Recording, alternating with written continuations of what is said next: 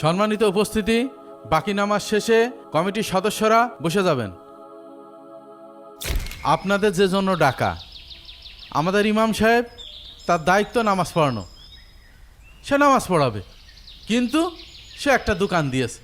তা ভালো দোকান দিলেও হয়, দিয়েছে নাপিতির দোকান। আপনারাই কন, এই নাপিতির পিছনে নামাজ পড়া যায়? আমাদের গ্রামের একটা সম্মান আছে, আর আমাদের গ্রামের ইমাম সাহেব যদি নাপিত হয়, তার পিছনে কি নামাজ পড়া যায়? আপনারা সভাপতি সেক্রেটারি আছেন, আপনারা এর একটা বিহিত করেন।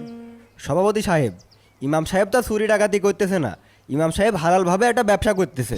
এই তুমি চুপ করো, তুমি এত বোঝো কেন? আর সে কথা বললেন না। উত্তরপাড়া মসজিদে গেলাম নামাজ পড়তে, ওখানকার মুসল্লিরা আমার ধরে বলল যে তোমাদের মসজিদের ইমাম সাহেব নাকি নাপিত। এখন আপনারাই বলেন, সেখান থেকে উঠে আসা যায়? সভাপতি সাহেব, ওই ইমাম সাহেবের নাপিতির দোকানের জায়গাটা আপনি খালি করেন।